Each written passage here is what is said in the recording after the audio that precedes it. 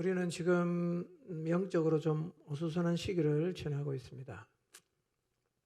지난주 설 명절을 보내면서 뭔가가 좀 이렇게 헝클어진 분이 계실 것입니다. 물론 그 기간을 경건 생활을 충실하게 잘 하셔서 영적 흐트러짐이 없는 분도 계시지만 노력을 했음에도 영적으로 좀 이렇게 흐트러진 분들이 계실 것입니다. 명절 연휴 끝은 늘 이런 모습이 나타납니다. 우리가 영적으로 얕아지고 바닥을 드러내는 데는 그리 많은 시간이 필요하지 않습니다. 일주일이면 충분히 우리 바닥을 다 드러낼 수 있고요. 며칠만 가도 영적 바닥을 드러내는 일은 충분히 나타날 수가 있습니다. 자, 이렇게 뭔가 이렇게 좀 영적으로 정리되지 않는 그런 상황인데, 그래서 우리가 자기 자리를 좀 잘 찾아가야 되는 그런 시간입니다.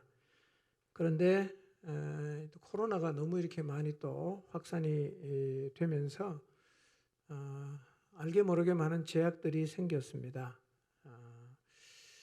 기도하는 일도 그렇고요. 또 목장 모임에 참석하는 일도 그렇고 또 예배를 드리는 일도 그렇고 이게 모아서 참 힘을 이렇게 합치기가 참 어려운 상황이 되었습니다. 그러다 보니까 이 영적 어수선한 상황이 길어질 수도 있는 그런 때입니다. 근데 여기에다가 공동체를 흐트리려는 어둠의 공격도 만만치 않죠. 이건 늘 있는 일이긴 하지만 지금의 상황이 그렇습니다. 그러나 우리가 상황을 탓하면서 손을 놓고 있을 수는 없습니다. 오늘부터 마음을 다잡고 여러분의 경건 생활을 우선 제자리로 찾아가도록 노력하시기를 바랍니다. 최대한 방역 수칙 잘 지키시고요. 또 개인적으로 조심하시기를 바랍니다.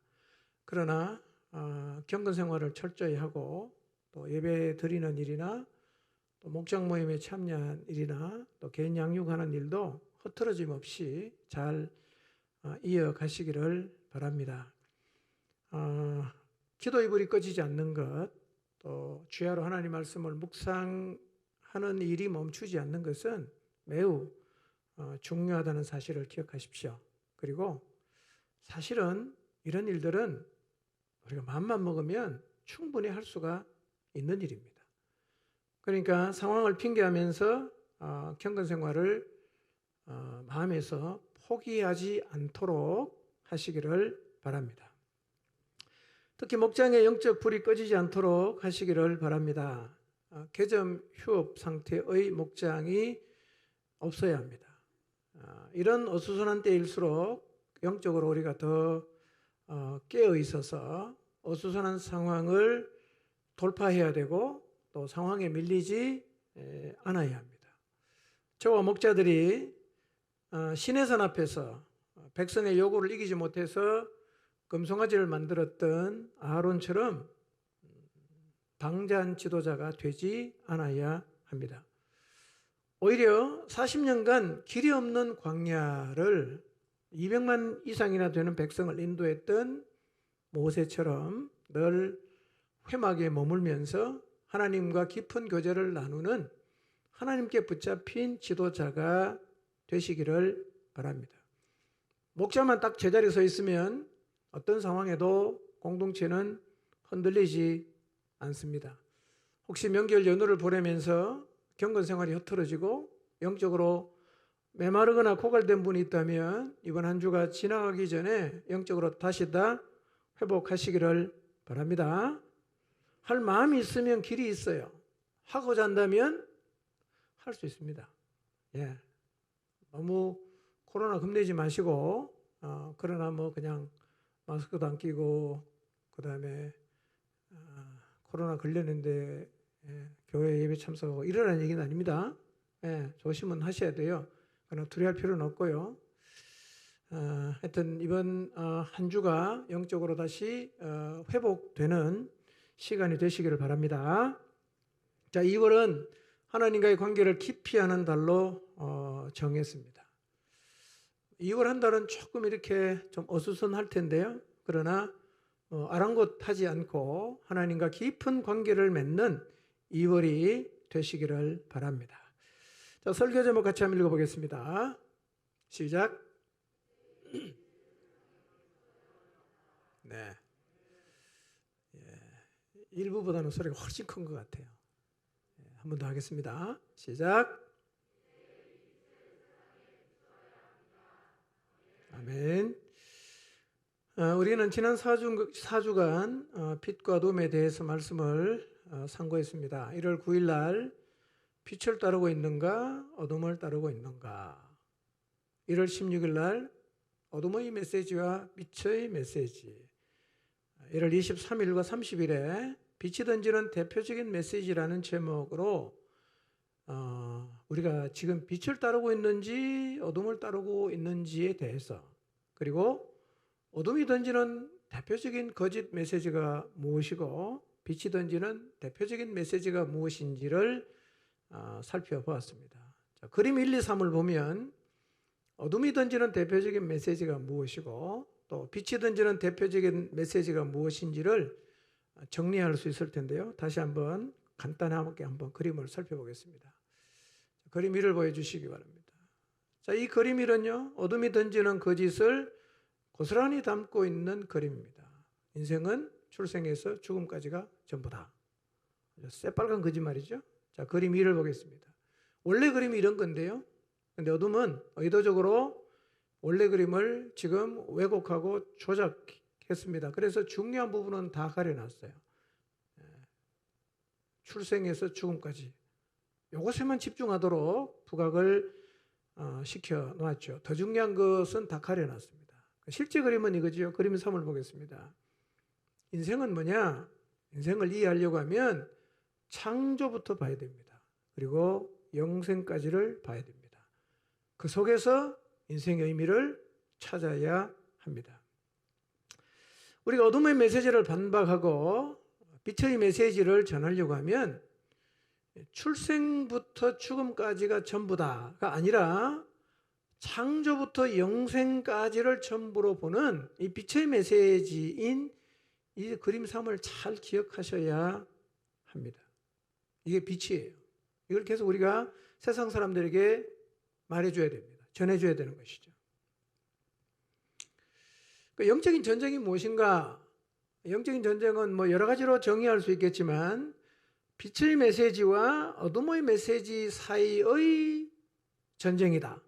이렇게 말해도 결코 틀린 말이 아니고 과언이 아닙니다. 여러분, 이 어둠의 메시지와 빛의 메시지는 사실은 지금도 우리의 마음에서 계속 전쟁을 벌이고 있죠. 치열하죠. 세상에 나가보면 이 세상을 잡아야 될 것 같아. 근데 말씀을 들어보면 그게 아닌 것 같아. 늘 우리가 두 사이를 왔다 갔다 하는 거예요. 이걸 잡을까? 이걸 잡을까? 우리가 빛의 메시지를 안다고 해서 그 빛의 메시지를 잡고 삽니까? 그건 아니에요. 계속 우리 안에서 전쟁을 하고 있는 거죠. 빛의 메시지를 안다면 우리가 이 생의 인생을 걸지 않고 영원의 인생을 걸고 살아야 되는데요. 사실은 그렇게 사는 게 저절로 되는 거는 아니지 않습니까? 그런데 그래도 우리는 어떻게 해야 되는지 이론적으로라도 알잖아요. 그러나 어둠에 잡혀있는 사람들은 어떻습니까? 그것조차도 구분이 안 돼요. 참과 거짓을 구분할 수 없습니다. 한 개밖에 몰라요. 출생부터 죽음까지가 끝이야. 이 그림만 갖고 삽니다. 그러다 결국은 다 영원한 멸망으로 가는 거거든요. 그러니 어둠의 폐해가 얼마나 심각합니까? 이 어두운 세상을 밝히지 않으면 그 많은 사람들이 다 썰려가는 겁니다. 그래서 영원한 멸망으로 가게 된단 말이에요.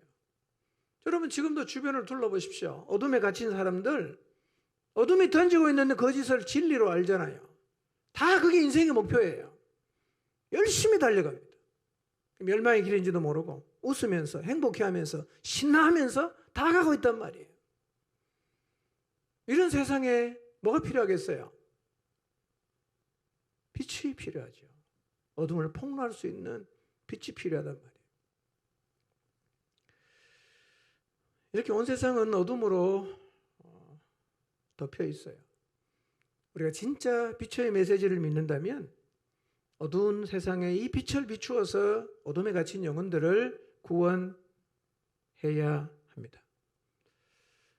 그런데 문제가 있어요. 여러분, 어두운 세상을 빛으로 밝히는 일이 만만치 않다는 거예요. 만만치 않아요. 어두운 세상을 비추기 위해서 빛이 되시는 예수 그리스도께서 오셨어요. 그리고 어둠을 향해서 그분이 빛을 비추셨어요. 근데 예상치 못한 반응이 나타났습니다. 자, 요한복음 1장 3절에서 5절을 보겠습니다. 읽겠습니다. 시작.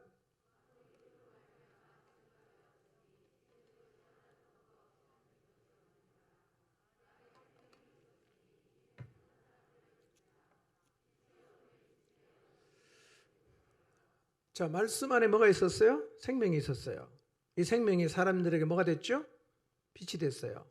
빛이 어둠을 향해서 이렇게 비추잖아요. 비추었어요. 그럼 어떻게 돼야 돼요? 우리가 상식적으로 생각하면 어둠이 물러가야 되잖아. 그렇죠?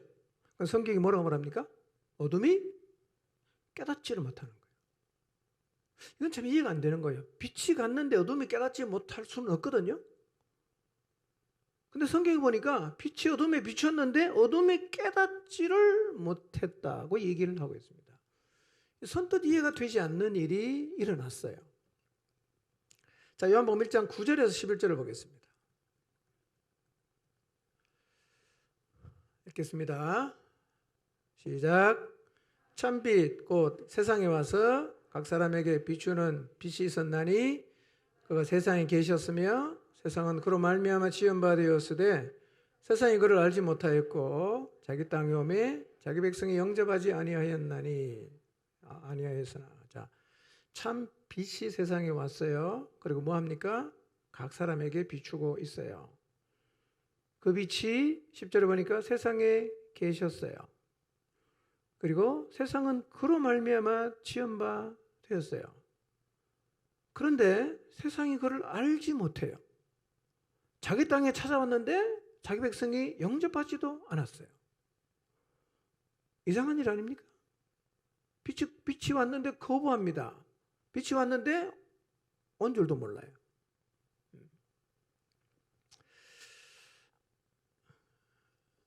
근데요, 빛이 빛이었는데 어둠이 깨닫지 못하고 알지도 못하고 거부하는 일은 오늘 우리들 가운데도 일어나고 있습니다. 여러분, 우리가 진리의 빛, 생명의 빛을 들고 세상으로 나가서 비추잖아요. 진리의 빛을 비추죠? 그러면 어떤 일이 일어나야 되죠? 그 사람을 뒤덮고 있는 어둠이 물러나고 빛이 그 사람의 삶을 정복하는 일이 일어나야죠. 그렇죠? 근데 우리가 실제로 경험하는 현상은 어떤 것입니까? 빛은 비추었는데 사람들이 깨닫지를 못하는 거예요. 빛을 비추면 사람들이 거부하는 겁니다. 이런 일을 경험하고 있죠? 자, 우리가 어둠에 갇힌 영혼들을 구출해내려고 이 빛의 메시지를 전하면 그들이 반응이 뭐냐? 야, 그 말도 안 되는 소리야. 미쳤구나. 조롱을 합니다. 너나 잘 믿어라. 난 필요 없다. 이렇게 반응하지 않습니까? 아니, 빛이 비추면 어둠이 사라지고 어둠이 폭로가 되면 그들이 거짓을 버리고 빛 앞으로 와야 되는 것이 정상인데 예수님 때도 그랬고 지금 오늘 우리들의 삶과 사역 가운데에서도 똑같은 일이 일어나요. 그러니까 빛 앞에서 어둠이 보이는 반응이 정말 예상 밖에. 그래서 우리의 고개가 좀 갸우뚱해질 수 있어요. 이게 뭐지? 왜 이런 일이 일어나지? 그런데 이런 일이 계속해서 반복이 되면요, 우리 안에 어떤 마음이 생기냐면, 이 어둠을 밀어내는 것, 어둠의 세력을 물리치는 것은 내가 못하겠구나. 무기력에 빠질 수가 있어요. 그래서 자기 자신을 어둠 앞에서 메뚜기처럼 생각하는 거예요. 나는 못해. 난 할 수 없어. 난 이 길에 은사가 없나 봐.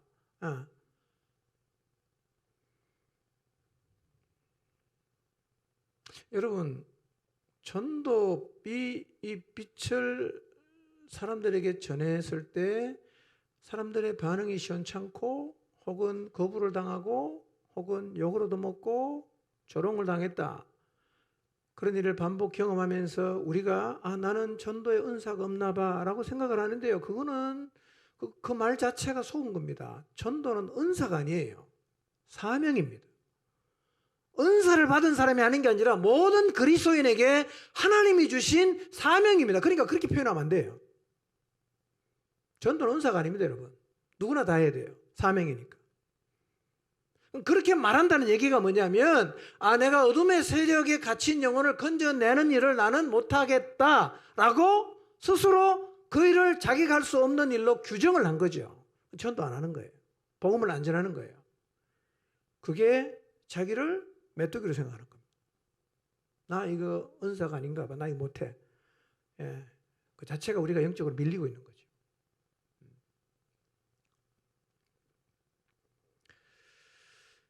지금도요, 빛의 메시지를 들고 나가서 전하기만 하면 그 사람을 듣고 있는 어둠이 다 밀려나고 그 빛을 받아들일 것이라는 단순한 생각을 하고 계실 수가 있는데요. 근데 여러분, 이 어둠을 밀어낸다, 어둠을 물리친다는 게 간단한 일이 아니에요.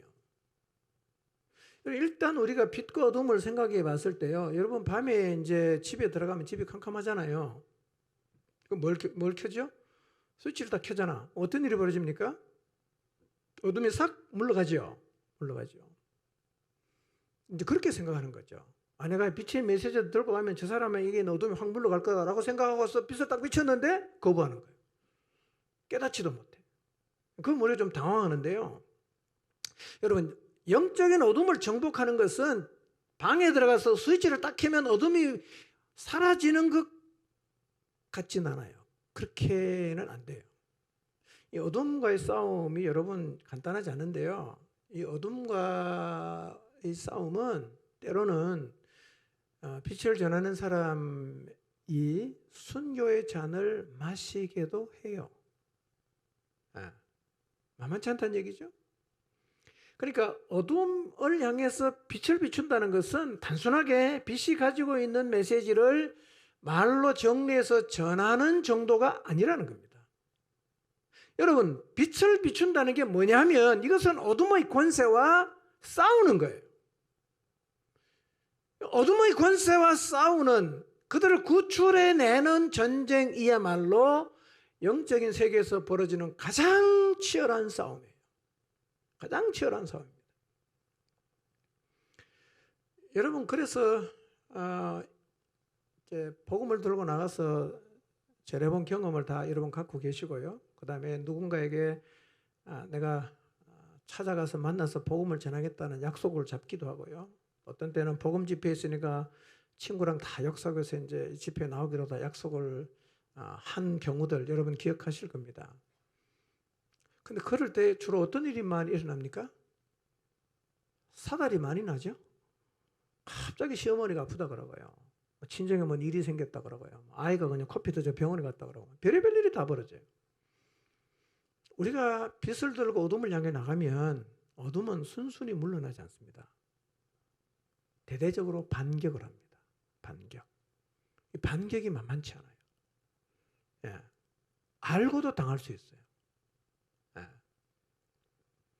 어둠의 세력은요, 가장 많이 쓰는 방법이 우리 마음을 흔들어 놔요. 막 그냥 의심이 생기게 하고요. 두려운 마음도 막 생기고, 그냥 의미 없다는 생각이 들기도 하고, 마음을 흔들고요.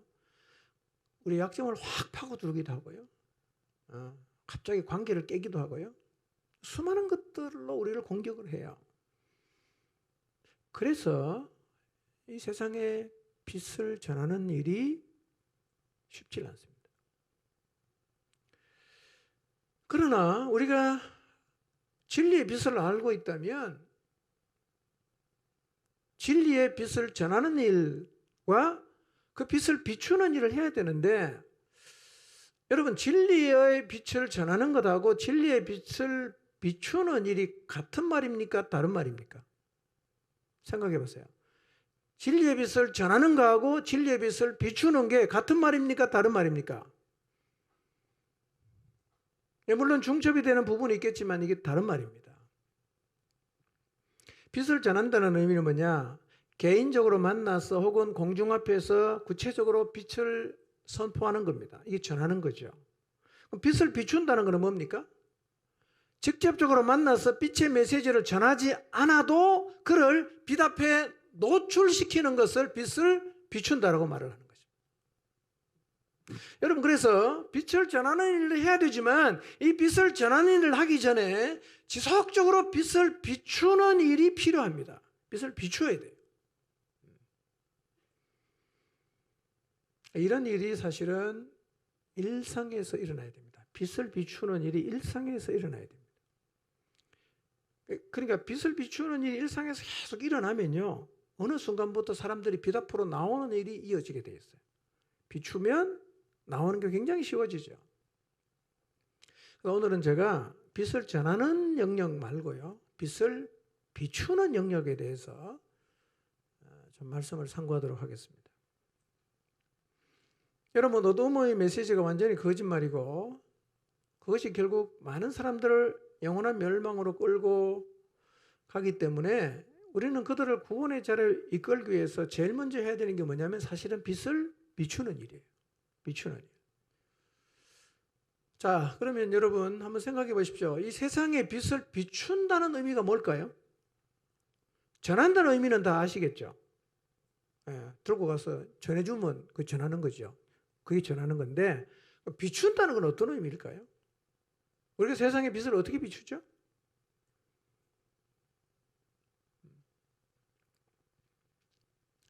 세상의 빛을 비추어라. 뭐 하라는 말일까요? 어떻게 하라는 말일까요? 나름대로 한번 생각을 해보십시오. 세상의 빛을 비춘다. 무슨 의미죠?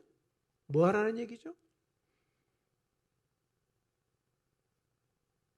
자, 정리되셨습니까? 네. 정리된 생각을 다 갖고 계십시오. 그리고 이제 말씀을 듣는 겁니다. 자, 오늘부터 우리 모두 나가서 이 생명의 빛을 세상에 비추도록 하겠습니다. 라고 제가 여러분에게 말씀을 드리고 여러분이 그렇게 하기로 결심을 했다면 나가서 뭘 하면 될까요? 뭘 하면 세상에 빛을 비추는 것이 될까요?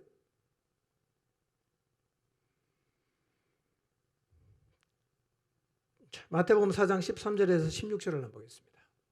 읽어봅니다. 시작.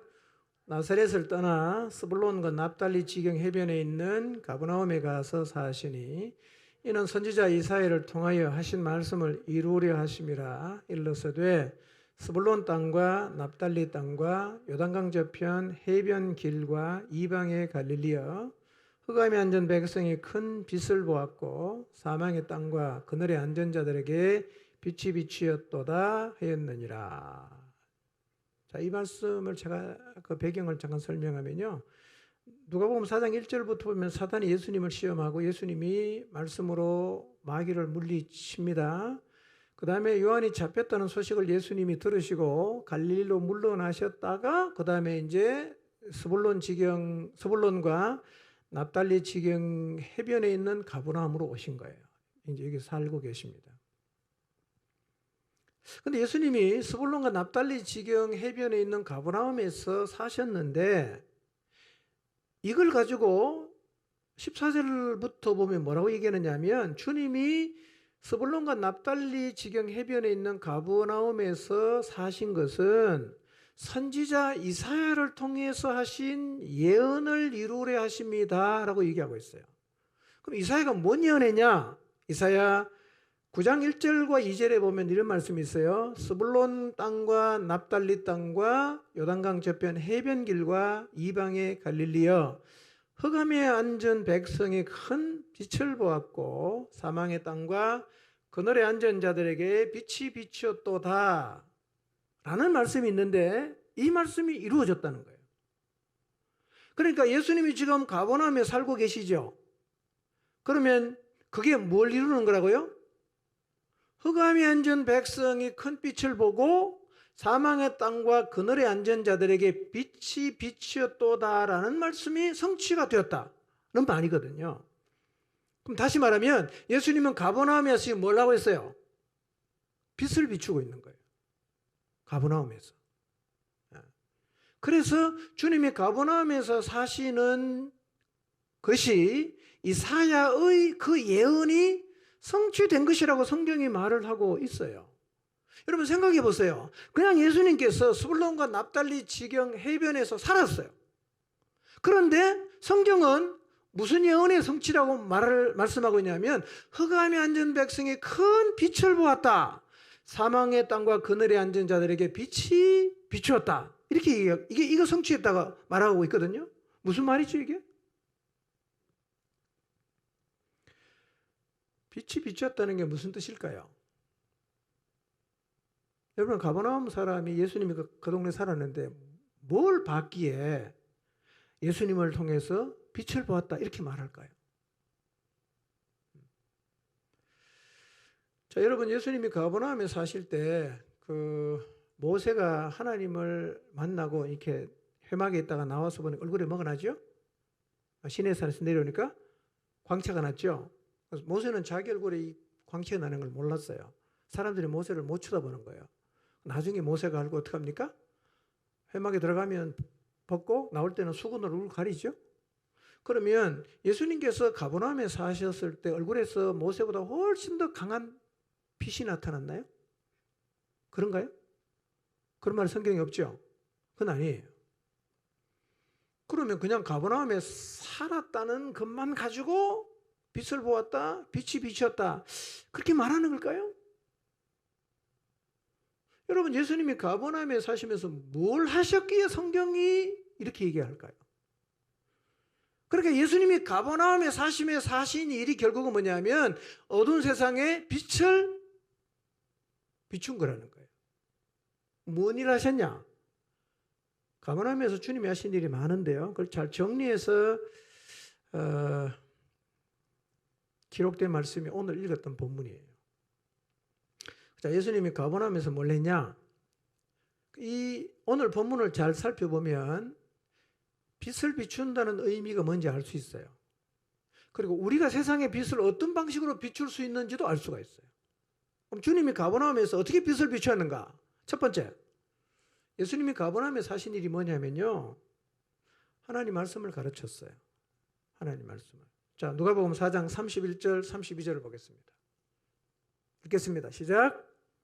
갈릴리의 가버나움 동네에 내려오사 안식일에 가르치심에 그들이 그 가르치심에 놀라니 이는 그 말씀이 권위가 있음이라라 그랬어요.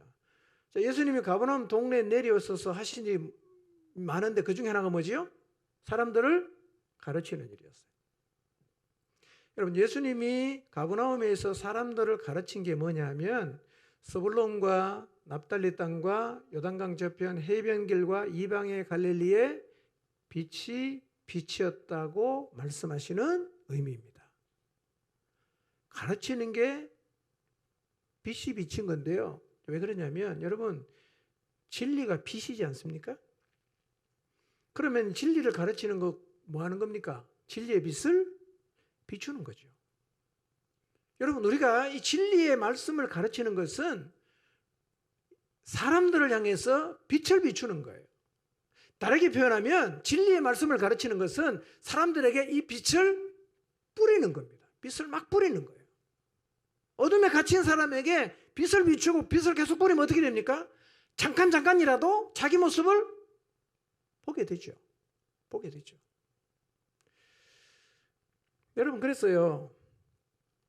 우리가 우리 안에 어쨌든 전도되어 온 불신자에게 하나님 말씀을 가르치고 하는 것은요. 어둠에 덮인 그 마음에 뭐 하는 거예요? 빛을 비추는 거예요. 또 우리 안에 연약한 어린 신자들에게 하나님 말씀을 가르치는 건 뭘까요? 어둠의 영향을 받아서 자꾸 어둠에 덮이려고 하는 영혼에게 빛을 뿌리는 것하고 똑같은 거예요. 빛을 계속 뿌려야 돼요. 나가면 다 어둠이잖아.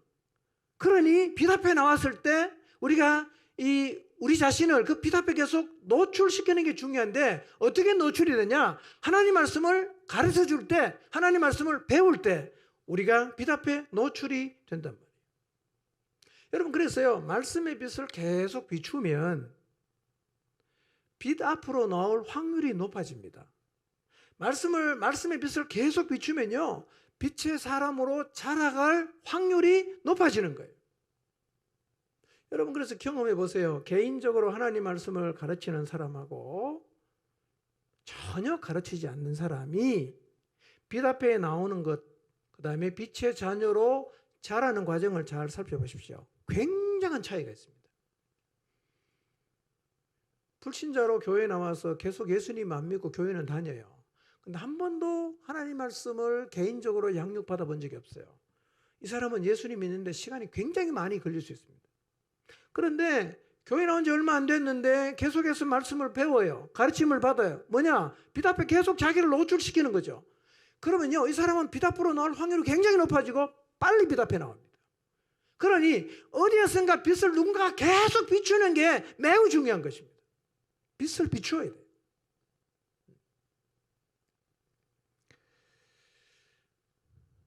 최근에도 개인적으로 만나서 말씀의 빛을 계속 비추면서요, 빛 대신 예수 그리스도를 받아들이는 일들이 목장에서 일어나고 있거든요. 근데 이렇게 되는 건 당연하지요. 그래서 교회는요, 이 생명의 빛, 말씀의 빛을 비추는 일을 계속하고 있어야 합니다. 만약에 여러분이요, 하나님 말씀을 가르치는 일을 쉬고 있다. 뭘 쉬는 것입니까? 빛 비추는 일을 쉬고 있는 겁니다. 빛 뿌리는 일을 쉬고 있는 거죠. 다시 시작하셔야 됩니다. 우리 계속, 이런 표현 어떨지 모르겠습니다만 빛으로 샤워를 계속해야 돼요. 자꾸 어둠이 묻어나기 때문에. 어둠이 묻어나면 헷갈리잖아요. 어둠이 자꾸 우리의 마음에 많이 붙으면 우리가 이생만을 추구하게 되잖아요. 그 빛 앞에 계속 우리 자신을 노출시켜야 됩니다. 그게 뭐냐? 하나님 말씀을 가르치는 겁니다. 말씀의 빛을 계속 비추어주는 것입니다. 저도 이 말씀 묵상하면서요, 이 하나님 말씀을 가르친다는 것이 얼마나 중요한 일인가, 얼마나 의미가 있는 일인가 라는 사실에 굉장히 도전을 받아요. 말씀을 가르친다는 거, 이거 어떤 이론을 가르치는 것 훨씬 그 이상입니다. 한 가지 더 생각해 봐야 될 게 있어요. 주님이 사람들에게 말씀을 가르치셨을 때요, 사람들이 놀랐어요. 이유가 뭐죠? 32절을 보시면 이렇게 말합니다. 이는 그 말씀이 뭐가 있어요?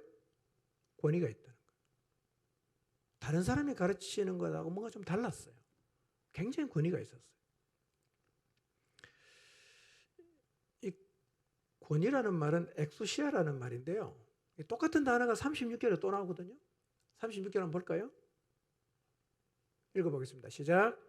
다 놀라 서로 말하여 이르되 이 어떠한 말씀인고 권위와 능력으로 더러운 귀신을 명함에 나가는도다. 여기서 말하는 권위라는 말이 32절에 나와 있는 권위와 똑같은 단어입니다. 개역 성경에서는 이 단어를요, 권세로 번역을 했어요. 권세. 주님이 가르치는 말씀에는 권세가 있었다, 이 얘기거든요. 그러니까 가르치는 것도 중요하지만 권세 있게, 권위 있게 가르치는 것도 굉장히 중요합니다. 자, 그러면 예수님의 가르침에는 권위가 있었는데 우리의 가르침에도 권위가 있을 수 있을까요? 한번 생각해 보십시오. 우리의 가르침에도 권위가 있을 수 있을까요? 예, 있습니다. 주님의 가르침이면 권위가 있고 그분 가시고 나면 이제 누가 합니까? 우리가 해야 되는데. 똑같이 우리도 권위 있는 가르침을 가르칠 수가 있어요. 성경에 그런 사람들이 많아요. 어떻게 하면 권위 있게 가르칠 수가 있는가? 뒤에 가서 제가 말씀드리겠습니다. 분명한 사실은 우리도 권세 있는 가르침을 가르칠 수가 있다는 겁니다. 사실은 빛을 비추려고 하면 두 가지가 필요하죠. 일단은 가르치는 게 중요하고요. 거기다 하나 더해져야 되는 게 뭐냐? 권세 있게 가르칠 수 있다면 이것은 사람들의 마음속에 빛을 계속해서 비추는 것입니다. 계속해서 비추는 것입니다. 여러분, 빛이 계속 비추면요, 왔다 갔다 하면서도 어떤 일이 벌어질 수 있어요? 빛 앞에 노출될 수 있고, 잠깐이라도 그 빛 앞에서 어둠에 숨겨지고 속고 있는 자신의 모습을 볼 수가 있어요. 왔다 갔다 하면서 볼 수 있어요. 그러니까 누군가가 빛을 계속해서 비춰주는 것은 굉장히 중요한 것입니다. 자, 두 번째, 예수님 가버나움에서 뭘 하셨냐? 주님이 가버나움에서 하신 일이 이제 어두운 세상에 빛을 비추신 일인데요. 둘째로 예수님이 하신 일이 뭐냐면 귀신을 쫓아내셨어요. 가버나움에서 귀신을 쫓아내셨어요. 33절에서 36절과 41절인데요. 읽지는 않겠습니다. 가버나움 회당에서 더러운 귀신 들린 사람이 있었어요. 그리고 예수님께서 그를 꾸짖으시고 잠잠하고 그 사람에게서 나오라고 하셨는데 귀신이 그 사람을 무리 중에 넘어뜨리고 나갔어요. 말씀만 했어요. 두들겨 팬다거나 묶어놓고 그 물리력을 행사 전혀 안 하고요. 그 말씀으로만 하셨어요. 36절 그 말씀이죠. 이 어떠한 말씀이기에 권위와 능력으로 더러운 귀신에게 명함에 나가는도다. 사람들 깜짝 놀란 거예요. 동일하게 오늘날도 이 말씀의 능력이 있기 때문에 우리가 귀신을 향해서 말씀으로 명하면 귀신이 쫓겨나는 겁니다. 아멘? 똑같습니다. 똑같아요. 말씀의 능력이 있어요. 주님이 가버나움에서 귀신을 쫓아냈는데 사람들 보고 깜짝 놀랐거든요. 이 일을 주님이 가버나움에서 하셨습니다. 물론 다른 동네에서도 많이 하셨지만 가버나움에서도 일을 하셨어요. 여러분, 그때나 지금이나 귀신 들린 사람은 많습니다. 예수님 때도 많았지만 요즘도 참 많아요. 여러분, 점집이 몇 개나 되는지 아십니까? 대한민국에? 깜짝 놀랐는데요. 숫자는 잊어먹었어요. 와, 그만큼 많은가? 놀랐는데 숫자는 까먹었어요. 인터넷 사진 금방 나옵니다. 제가 흥이 어디 가보니까요, 그 뒷동네 한 집 건너 한 집이 점집이 돼요. 한 집 건너 한 집이 점집. 자, 이 말은 뭐냐? 어둠의 세력이 사람들을 사로잡고 있다는 거 보여주는 것이고요. 또 하나 더, 귀신을 쫓아낸 걸 보니까 빛은 결국 어둠을 이긴다는 거예요. 빛은 어둠을 이겨요. 이걸 단편적으로 보여준 것이 주님께서 귀신을 쫓아내신 것입니다. 그러니까 귀신을 쫓아내는 것은 사람들로 하여금 저 교회라는 데가 그냥 가서 주일날만 책 들고 가서 한번 앉았다 오는 데가 아니구나라는 것을 느끼게 하는 거예요. 어렴풋이 빛이 비치는 거죠. 저기 뭐가 있긴 있나 보다. 저 함부로 하면 안 되겠다. 이게요, 이런 일이 하나씩 벌어질 때마다 사람들의 마음속에 뭐가 비칩니까? 진리의 빛이 비치는 거예요.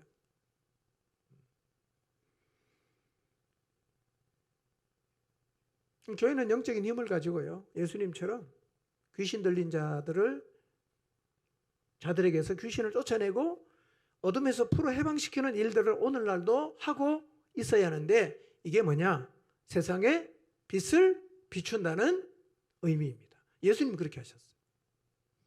그 주님이 가버나움에 사십니다. 가만히 집에서 앉아서 그냥 식사하시고 묵상하시고 주무시고 밖에 한 번도 안 나왔다. 어떻게 빛을 비추겠어요?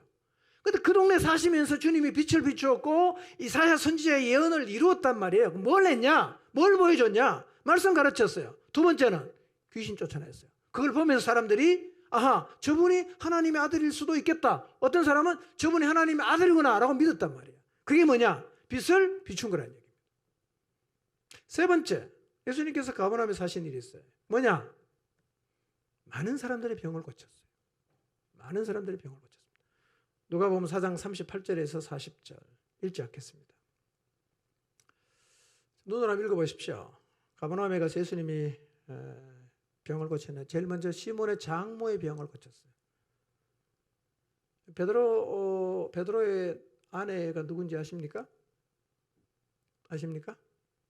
아는 사람 아무도 없어요. 학자들도 모릅니다. 이 사람인가 저 사람인가 추측은 하지만 누군지 몰라요. 저는 베드로가 장가 갔냐 안 갔냐 그것도 잘 모르겠는데 장모가 있는 걸 보니까 확실히 가긴 갔나 봐요. 예. 그 장모가 열병에 걸렸어요. 학자들은 말합니다. 아마 그 상습적인 열병이었을 것으로 생각을 합니다. 주님이 그 장모의 병을 고치셨어요. 그 다음에 40절에 보니까 해질 무렵에 사람들이 온갖 병자를 다 데리고 나왔을 때 주님이 일일이 다 손을 얹어 기도하시고 고쳐주셨어요. 이게 뭐냐? 어두운 세상에 빛을 비추는 것입니다. 여러분, 귀신을 쫓아낸다, 질병을 치유한다, 이것은 교회가 무슨 점집이나 혹은 무당처럼 돼야 된다는 말도 아니고요. 병을 고친다는 건 교회가 병원을 차리겠다, 그런 의미도 절대로 아닙니다. 사람들이 진리를 너무 무시하잖아요. 진리의 빛을 비추면 거부하잖아요. 깨닫지도 못하잖아요. 비난하잖아요. 핍박하잖아요. 그때 이 진리가 사실이라는 실체를 보여주는 것입니다. 진리를 통해서 나타나는 능력을 보여줌으로 진리 배후에 있는 하나님을 사람들에게 보여주는 것입니다. 실제로 성경에 보면요, 이런 기적들이 일어났을 때, 병고침이나 귀신이 쫓겨나는 일들이 일어났을 때 그걸 바라본 많은 사람들이 진리를 받아들였어요. 성경에 그런 일들이 굉장히 많이 있습니다. 몇 개 한번 찾아볼까요? 요한복음 7장 31절입니다. 읽어보겠습니다. 시작.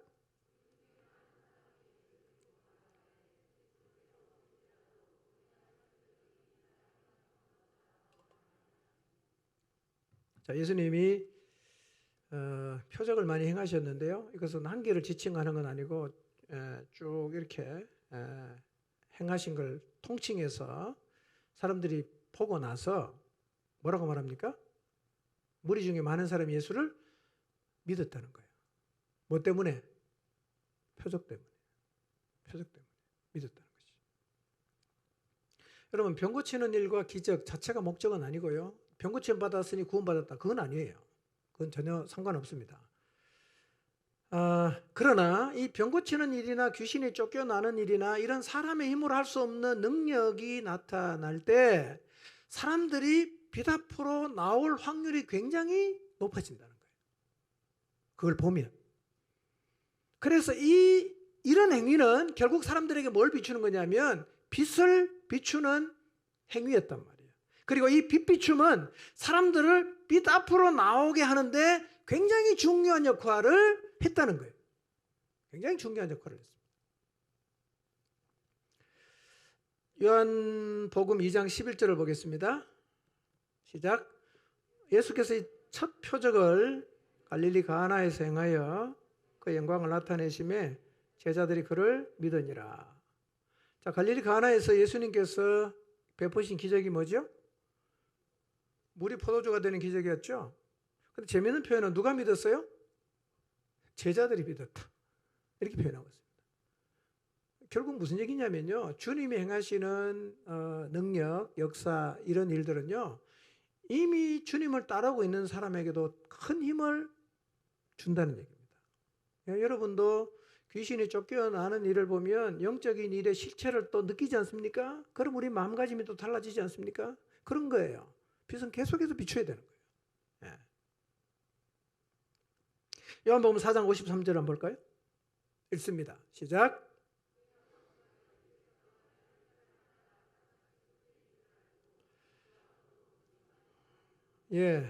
가버나움에서 왕의 신하의 아들입니다. 좀 복잡하죠? 잘 생각해 보십시오. 왕의 신하의 아들이에요.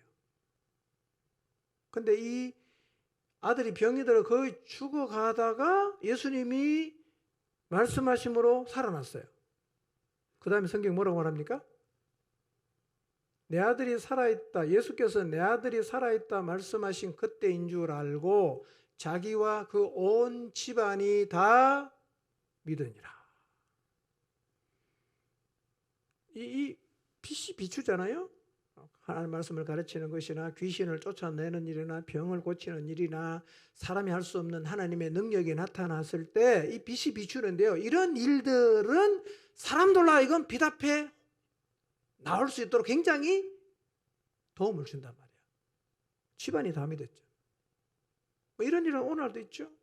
가족 중에 한 명이 병이 들어서 거의 다 죽어가는데 기도해서 나았어요. 가족이 다 하나님께 나옵니다. 그러니까 이런 일들은 뭐 하는 거냐면 이 어두운 세상에 빛을 비추는 거예요. 하나님이 안 계시다고 부정하지 못하게 하는 거예요. 하나님이 안 계신다면 어떻게 저런 일이 일어나지? 뭔가 있는 것 같다. 뭔가 빛을 향해서 한번 마음을 여는 거죠. 이런 일이 계속 반복되면요, 빛 앞으로 나오는 일이 훨씬 쉬워지고 빛 앞으로 나오는 사람이 많아집니다. 성경이 증언하고 있어요. 자, 사도행전 9장 42절 한 절만 더 봅시다. 시작. 예, 요바에 살고 있던 다비다가 죽었을 때 사람들이 루다에 있는 베드로를 초대해서 그 집에 와서 베드로가 기도했을 때 살아났어요. 죽은 사람이 살아났어요. 성경이 뭐라고 말합니까? 많은 사람이 주를 믿더라 이렇게 말하잖아요. 많은 사람이 주를 믿더라. 그러니까 이런 기적들, 하나님의 일하심, 병고침, 귀신이 쫓겨나 자유를 얻는 이런 일들은요, 그 자체가 사람을 구원하는 건 아니에요. 그러나 그들을 어디에 노출시킵니까? 빛 앞에 노출시킵니다. 그게 빛 비춘다는 의미입니다. 예.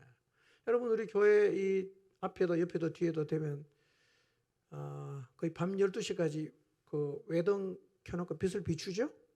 계속 비추잖아. 끄기 전까지는. 사실은요, 오늘날 이 세상에 그렇게 빛을 비추는 데가 많아야 됩니다.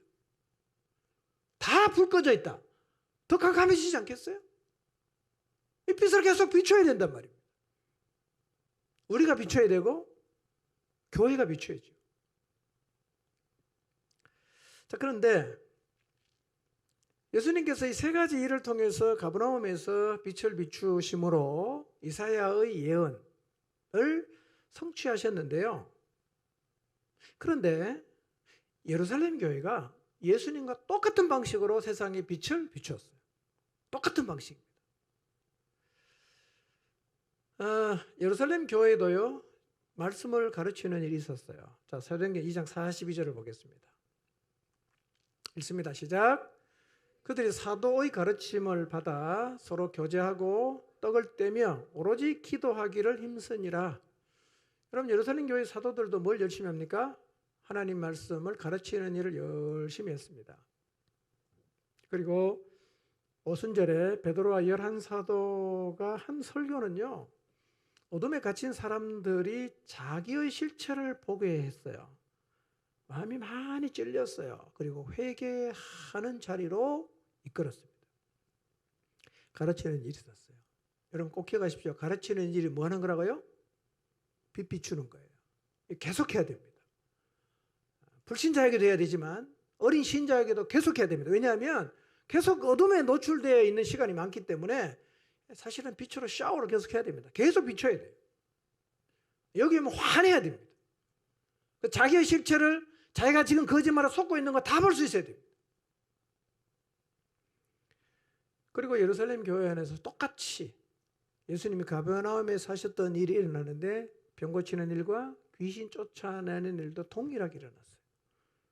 사도행전 5장 12절에서 16절입니다. 읽지 않겠습니다. 자, 예루살렘 교회에서도요, 사도들을 통해서 민간의 표적과 기사가 많이 일어났습니다. 믿는 사람이 한 마음이 되어서 솔로몬 행각에 모입니다. 그리고 다른 사람들은 감히 그 사람들과 어울리려고 할 수가 없었습니다. 그런데도 백성들은 어울리지는 않았지만 나가서 다 칭찬합니다. 그 다음 성경 이렇게 말합니다. 믿는 남녀의 수효가 날로 늘어납니다. 왜 그럴까요? 빛 앞에 계속 노출되어 있다 보니까 어느 순간 빛 앞으로 나오는 거죠. 그리고 사람들은 심지어는 병든 사람들을 거리로 메고 나가서 침상이나 요에 눕혀놓고 베드로가 지나갈 때 제발 이 환자에게 그림자라도 좀 비춰서면 좋겠다. 그러는 마음으로 이 병든 사람을 다 길가로 메고 나오는 일이 있었어요. 그리고 예루살렘 부근에 수많은 사람들로 모여서 병든 사람과 더러운 귀신에게 괴로움받는 사람이 나와서 다 고침을 받았다고 성경이 말씀하고 있습니다. 여러분 누가복음 10장 19절은 이렇게 말씀하거든요. 내가 너희에게 뱀과 전갈을 밟으며 원수의 모든 능력을 제어할 권능을 주었으니 너희를 해칠 자가 결코 없으리라. 이 사실 믿으시죠? 뱀과 전갈을 밟고 원수의 모든 능력을 제어할 권능을 주었습니다. 우리도 귀신 쫓아낼 수 있지요. 여러분 이렇게 예루살렘 교회는 세상에 빛을 비추는 일을 계속했고 빛 앞에 노출된 사람이 점점 많아지면서 많은 사람들이 빛 앞으로 나오게 되었어요. 여러분 생각해 보세요. 예루살렘 교회는 주께로 나오는 사람이 계속 많았잖아요. 그렇죠? 그럼 그 주께로 나오는 사람이 많았던 배후에 뭐가 있었을까요? 예루살렘 교회가 뭘 계속했다? 빛을 계속 비췄다는 얘기죠. 모든 교회가 다 그러지 않은 거 여러분 아시죠? 여러분 성경에도 보세요. 라디게 교회 같은 경우는 이런 일이 안 일어나잖아요. 도리어 책망받잖아요. 그러니까 모든 교회가 다 그런 게 아니라 빛 앞으로 나오는 사람이 계속 이어지는 교회는 어떤 교회냐? 빛을 계속 비추는 교회입니다, 여러분. 직접적으로 복음을 전하기 전에 이 생명의 빛을 하나님이 살아계신다, 하나님을 부정할 수 없는 그런 이 진리의 빛을 계속해서 비추는 교회는요, 그 노출된 사람이 많아질 것이고, 그러면 빛 앞으로 나오는 사람이 점점 많아지게 되어 있습니다. 여러분 빛을 비추는 교회는 이런 일이 오늘날도 동일하게 일어난다는 사실을 믿으시기 바랍니다. 똑같습니다, 여러분. 교회가 어떤 곳이 되어야 합니까? 교회는 세상에 빛을 비추는 곳이 되어야 합니다. 계속 비춰야 되는 거예요. 여러분 빛 비추는 교회 되기를 사모하시기를 바랍니다. 예수님처럼, 예루살렘 교회처럼. 자, 그럼 어떻게 하면 권위 있는 가르침이 나올 수 있을까요? 어떻게 하면 귀신 쫓아내는 일을 할 수가 있을까요? 어떻게 하면 병 고치는 일과 같은 역사가 나타날 수 있을까요? 여러분 예루살렘 교회 안에서 이런 일이 다 나타났잖아요. 그렇죠? 세 가지가 다 나타났어요. 가르치는 일, 귀신 쫓아내는 일, 병자를 고치는 일. 사도행전 3장에도 보면 나면서 안전병이 된 40년 동안 안전병으로 살았던 사람 고치지 않았습니까? 그런 일이 일어났어요. 이 원동력이 뭘까? 왜 예루살렘 교회 안에서는 이런 일이 일어났을까? 그 원동력은요, 사도행전 2장을 보시면 성령 충만입니다. 성령 충만. 그러니 얼마나 우리가 성령의 충만 입기를 사모해야겠습니까? 여러분 우리가 성령으로 충만하면 권위 있는 가르침이 나타납니다. 여러분 권위 있는 가르침은요, 예수님에게서만 나타난 게 아니었어요. 베드로에게도 나타났고 바울에게도 나타났고 하나님의 손에 잡혀 성령 충만했던 하나님의 사람들의 삶 가운데 계속 일어났고, 성경 아니라 오늘 우리 시대도 이런 일은 동일하게 나타납니다. 특징이 뭐냐? 성령 충만했다는 거예요. 여러분 성령 충만했던 베드로와 11사도가 설교했습니다. 어떤 일이 벌어집니까? 여러분 설교를 듣는데 마음이 찔린 거예요. 이 사람들은 50일 전에 예수를 십자가에 못 박아야 된다고 외쳤던 사람도 거기 있어요. 저 사람 신성 모독전에 그 십자가에 못 박아 죽여야 된다고 그렇게 막 그냥 군중 틈에 끼어서 외쳤던 사람인데요, 베드로가 전하는 이 말씀을 듣고 마음이 찔림 받습니다. 회개합니다. 그리고 그들이 십자가에 못 박아 죽이라고 외쳤던 그 예수 그리스도를 그들의 주님으로 구원자로 받아들이는 기적 같은 일이 일어났어요. 이게 뭐냐? 권위 있는 가르침이에요. 권위 있는 가르침. 베드로만 그런 건 아니죠. 바울도 그랬습니다. 바울이 참 가르치는 일을 많이 했거든요. 에베소에 가서는 두란노선에서 온 이태를 가르칩니다. 로마에 잡혀가서도 죄수의 몸으로 가택 연금을 당하면서도 로마에서 오는 사람에게 다 복음을 전해줬어요.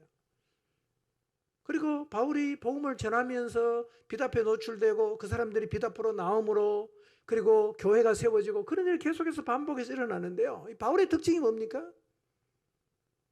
성령에 매인 사람이었어요. 성령에 매인 사람.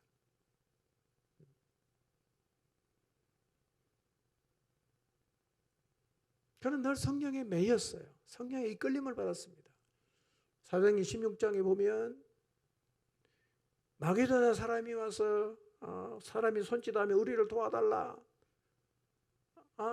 이게 성령님 우리를 그리로 부르시는구나. 예, 바울과 일행은 캐치를 하고 마게도냐로 건너가지 않습니까? 그게 빌립보에 가서 교회를 세우지 않습니까? 바울은 늘 성령에 매였던 사람이에요. 그의 가르침을 통해서 빛이 사람들에게 계속해서 비춰지고 빛 앞에 나오는 사람들이 계속 생겨나게 되었어요. 여러분, 우리가 성령의 충만함을 유지하는 것은 매우 중요합니다. 성령 충만 입으면요, 우리의 가르침 가운데서도 진리의 빛이 더 강하게 비칩니다. 그러므로 우리 모두도 성령의 충만 입기를 사모해야 합니다. 저 날마다 이 기도합니다. 날마다 기도합니다. 여러분, 목사만 성령 충만할 수 있는 게 아니지 않습니까? 여러분 다 할 수 있잖아요. 특히 하나님 말씀을 누군가에게 가르치는 사람, 누군가에게 하나님 말씀을 두고 양육하는 모든 분들은 여러분의 가르침에 하나님이 주시는 권위가 있도록 사모함으로 기도하시길 바랍니다. 하나님, 저를 성령 충만케 해주시고 저의 가르침을 통해서 그 영혼이 빛 앞에 나올 수 있게 해주십시오 라고 기도하는 게 정말 필요합니다. 정말 필요하죠. 뿐만 아니라 병고침의 역사와 귀신 쫓아내는 역사도 성령 충만함을 입으면 나타납니다. 여러분, 성령 충만은 마술이 아니에요. 어떤 현상적 능력이 전부가 아닙니다. 성령으로 충만을 입어야 된다는 말을 이해하려고 하면 성령님이 어떤 분인지를 먼저 우리가 이해해야 됩니다. 성령님이 어떤 분입니까? 여러분, 성령님은 어둠에 갇혀 멸망으로 가는 영혼을 구원하는 그 일을 교회가 잘 감당하라고 하나님이 보내주신 분 아닙니까? 교회 사명을 잘 감당하라고 하나님이 약속하시고 보내주신 분이 성령님이십니다. 그분은 교회의 시작과 함께 하신 분입니다. 그분이 오심으로 교회가 시작이 됐어요. 그분은 인격을 가지고 계십니다. 그분과 교제가 가능해요. 여러분, 교회가 교회의 사명을 감당하려고 하면 제일 필요한 게 뭐겠어요? 우리를 그 일을 잘 하도록 인도하기 위해 오신 그분의 인도를 받아야 됩니다. 우리를 하나님이 주신 사명을 잘 감당하게 하기 위해 오신 그분으로 충만함을 입는 게 너무너무 중요한 것입니다. 그분의 충만함을 입으면 어떻게 될까요?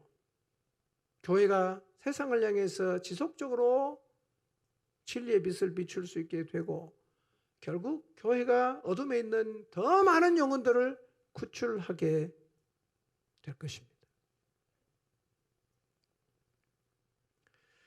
여러분, 포중침 공동체가 이 자리에 설 수 있도록 우리 모두 하나님 앞에 나가서 간절히 기도해야 합니다.